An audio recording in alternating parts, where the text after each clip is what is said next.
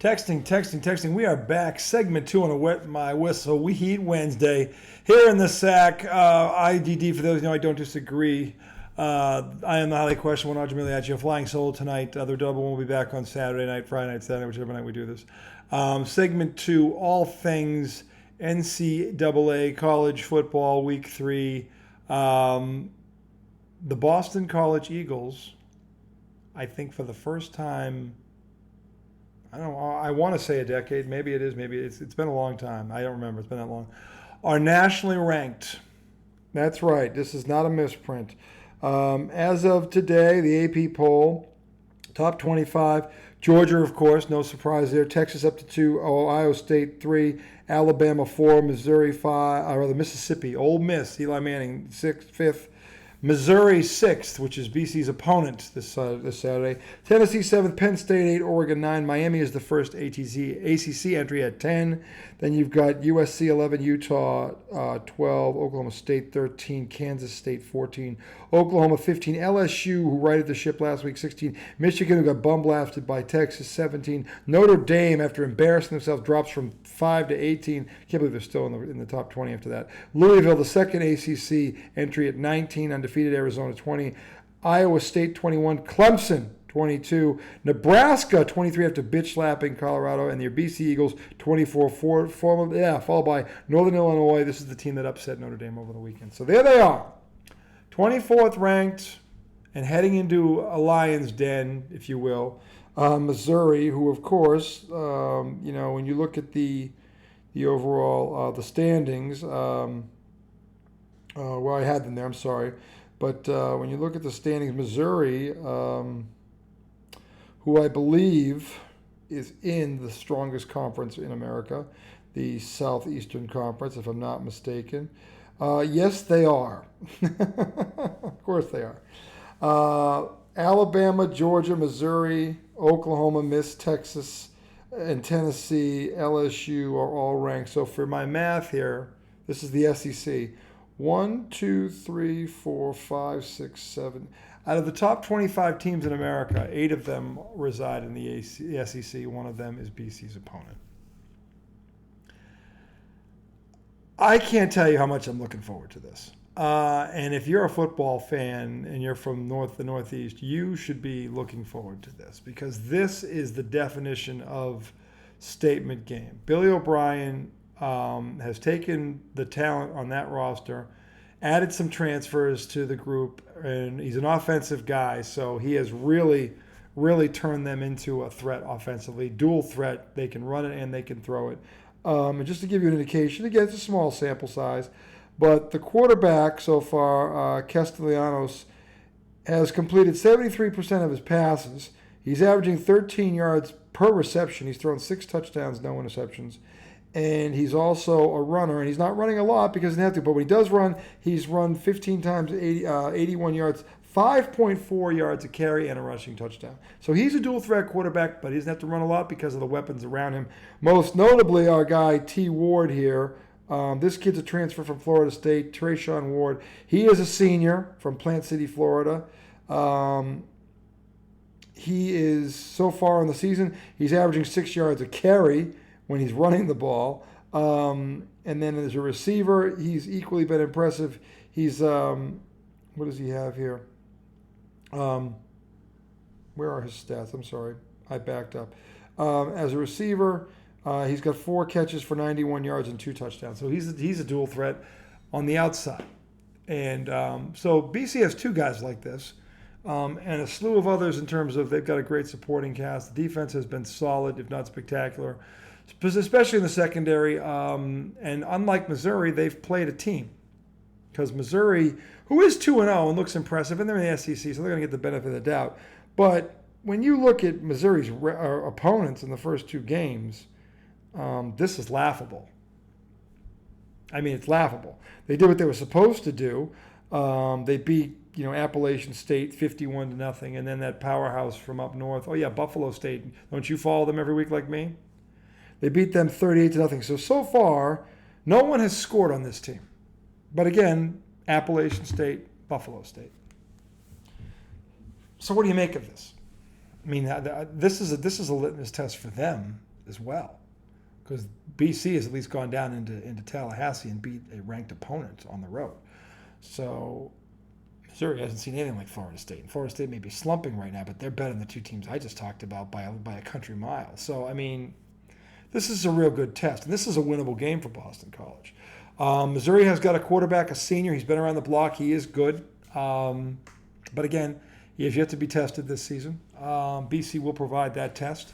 I'm going to actually catch the second half of this game because my daughter's got a soccer game at 12 o'clock. Of course, it's not the kids' fault, but of course. They couldn't play this at 11 o'clock? No, 12 o'clock. So the game will end. I'll probably catch the second half. Hopefully, I'll be watching it on my phone as best I can while rooting on for my little girl. But this is just as much of a litmus test for Missouri as it is for Boston College. And for BC, I think it means more.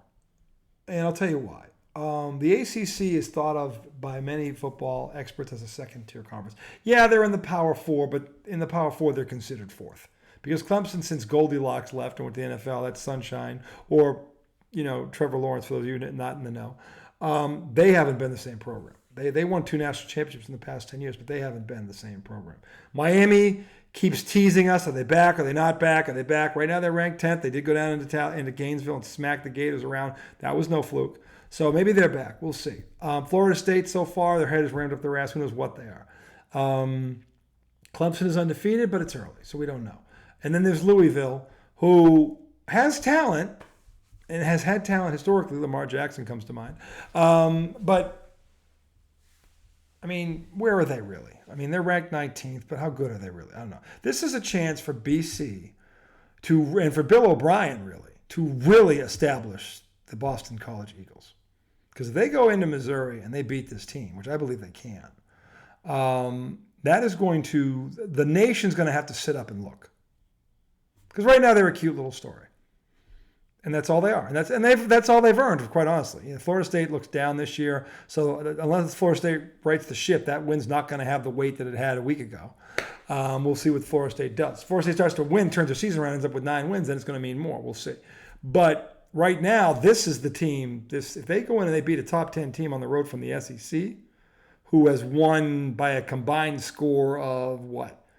What's 51-38, America? 89-0 in their first 2 games. I mean, because people, when you win 89-0 in 2 games, people will say, well, the opponent doesn't matter because 89-0 is 89-0, and there's some truth to that. So BC has to go in there and hit these guys in the mouth. I believe they're capable of doing just that, but they can't be in awe of the conference they play in or the surroundings they go in. They can't be, because to me, this is all between the ears with the Eagles. They have to, and I said when they beat Florida State, when you start to have success, you have to learn how to handle it. And what that means as a coach, as a former coach, is that you put your head down, you go back to work. You have your one day to celebrate it, but then it's gone. That's over. It doesn't matter anymore. So the 56-0 bitch slapping of that team they played on Sunday, who, by the way, was great because they didn't have a letdown at Florida State. They proved something. They didn't have a letdown. They came out, it was 42-0 at the half. They sat the starters the entire second half. Kudos to Bill O'Brien for doing that, having the team prepared. There was no letdown. They did exactly what they were supposed to do. And then some. 56-0 is 56-0. So, and the team they beat won their conference last year. So, Duquesne. So, and Duquesne's not a football powerhouse, but they did win their conference. So they're not a terrible team, but BC made them look bad, terrible. So there's still going to be said for that. So maybe, just maybe, and part of me is hoping here, hoping against hope, I guess, that this is not just a little feel good story, and this big time conference, and one of their entries is going to snap these guys back into reality. That's what probably the national media is thinking. Oh, all right, well, yeah, Florida State's down this year. Let's see what happens when they run up against an SEC powerhouse like Missouri. Missouri, by the way, hasn't been in the SEC that long. They don't have a national championship pedigree. They came out of a good conference to go into a better one. And so far, they look pretty good. But again, their competition is 10 times worse than BC's competition. Appalachian State and Buffalo State. Appalachian State, I think, was pretty good last year. But Buffalo State, who are they? When have they ever done anything that mattered on a football field? So I don't know. So to me, the jury's out on that. But again, for Missouri, this is a litmus test. BC's 24th. They went into Tallahassee and dominated Florida State. Missouri knows this team is no fluke. They know that. Okay? The Eagles might be the best team in the ACC. They might be. If they go into Missouri and win on Saturday, it's kind of hard to argue against it. So, to me, BC has to keep doing what they're doing, but on the road, and again, this is just like what the Patriots did on Sunday. They have the ability to run the ball, run the ball. Their defense is good, play good defense. And don't, under any circumstances, don't turn the ball over. 3 things, 3 keys to winning on the road. Be able to run the football, play good defense. Do not turn the ball over. Minimize your mistakes. Keep the penalties down. It sounds, I know, it's a cliche, right? But it's true. Okay? It's true. This is what BC must do to be successful. There's no moral victories. If they go in there and lose 30-28, I'm not going to be happy about that. Because I think they can beat this team. If I thought they couldn't win and they go in and they lose 35-27, that's a moral victory because I didn't think they'd win. They can win this game on Saturday. They have everything they need to go in there and win this game. And I think, and this, I'll tell you right now, for Billy O'Brien, this is really a chance for him to finally stand out. Because if they win this game, eyes will be on Billy O'Brien going, what the hell? What is this guy doing? He had success at Penn State, but they were in that conference, and they had good talent. They never had the talent to compete with Ohio State and Michigan. They were a third-tier team. They were ranked a lot of the time. They won 9 games. I mean, he was good there, but he was in a power conference with a power program. But to take Boston College, who hasn't mattered since Matt Ryan, okay, literally since Matt Ryan, they have been irrelevant, and to go in there and beat the 6th-ranked team in America on Saturday, yep, that would become national news. BC would become a team that everyone has to go, whoa, wait a minute, who the hell is this? Because right now, no one's really looking at them outside of the East Coast or the ACC for that matter. They win that game, they are national news. They are. And they're someone that would have to be taken seriously as a playoff contender. Dare I say it. This is a show-me game. And I know Bill O'Brien knows it. I know he knows it. He's been in them before. As a Patriot at Penn State, he's been in a game like this before. It ain't his first rodeo. I don't know how many of those players have been in. Now, the kid from Florida State, Ward, he's been in a few games like this at Florida State. They were undefeated last year, and they lost their quarterback. He's been in some big-time games, so he knows how fast they get this team mentally ready for this, because this is, again, it's all between the ears. Just play the game. Block out the noise. Focus on the opponent. Play the game. Because, again, I know, because I'm from there, what people up there are saying. Well, let's see what happens Saturday. Because up there, where I'm from, you're guilty until proven innocent. And up there, that means beat Missouri or don't talk to me. Because if you don't beat Missouri, then you're just like every other BC team that actually had some talent, but then they're just BC. Don't be typical BC. Be a new BC. Be a BC that this league can go, holy shit, we have a football team. We have one that can go out and go on the road in the SEC and win. Not named Miami. And look, Florida's not, it was an impressive win by Miami in week 1, but the Gators aren't what you and I, the Tim Tebow Gators. They're not them. Okay? They're rebuilding. They're not the power they were 10 years ago. They're not. They're a middle of the road SEC team. So yes, it was an impressive win by Miami, but it wasn't the 6th-ranked team in the country. And again, I don't know how legit that ranking is because of who they've played. Last year, I think last year was their first. I think it was their first in the conference. I'm not sure. Let's see. Last year. Yeah, they were in the SEC last year. They finished 10-2. Their 2 losses were versus LSU, who was ranked they lost by 10, and they lost at Georgia by 9. Then they beat Ohio State in the Goodyear Cotton Bowl 14-3. I don't know that Ohio State had all their studs playing in that game. I don't think Marvin Harrison played in that game, so I don't think he did. But I don't know for certain. But anyway, 10-2 in that league last year, and they lose at Georgia by 9. They lose to LSU by 10. They were both, not bad. They're good. So you know, but I don't know if they finished ranked. They wound up 11-2, 6-2 in the conference. So last year, anyway, they did pretty well for themselves. They did. So how many of those kids are back? I know the quarterback is back. He's good. Is he great? I don't know if he's great, but he's good. But again, this is a winnable game, and BC must block out the noise and go in there. And it's hard. I know this sounds boring. Treat it like another football game. Look at the film. You know where they're vulnerable. You can attack them in a multitude of ways, and do not give them extra possessions. No turnovers.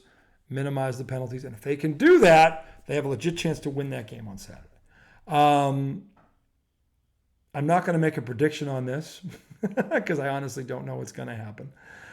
Maybe I will. If we do a show Friday night, maybe I will. I want to stay away from it because I don't want to. The fan in me doesn't want to jinx them. And the pessimist in me doesn't want to sound like a pessimist. I'm trying to be more positive. The guys up north who are friends of mine that follow this show will tell you that what they saw on Sunday out of me was a breath of fresh air. And I stayed positive. And you know what? The Patriots gave me a reason to, though. So, and BC has so far. They've given me a reason to be positive. I'm going to stay positive. I'm going to stay optimistic. I know it's in them to win this game. I believe in Bill O'Brien. I thought he got screwed last year with the Patriots. This is really a chance for him to really step out and show what he can do as a coach. And he's a Boston guy too. He's from here. I'm from there. So I'm really pulling for him just personally. And the team obviously professionally, because if BC does win this game, this will be a lot. What a conversation this would be next week. But in any event, actually, or Saturday night, because we're going to do a show Saturday night. But in any event, that should be a hell of a game on Saturday. Do not miss it. It's on the SEC Football Network at 12:45.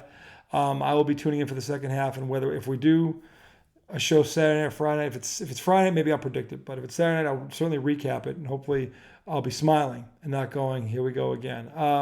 But until then, that's our show for tonight. We will return again. It'll be Friday or Saturday. Redoubtable One will be here. We will talk football. By the way, tomorrow night, I promised you a prediction, right?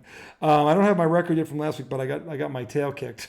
I think I went 9-7 or 10-6 or something. It wasn't great. I mean, first weeks are tough. But Tommy had a great week. He did. I know he got most of his right. But when I look at tomorrow night's game, which is a good one, Buffalo-Miami, that game is being played in Miami. It's a primetime game.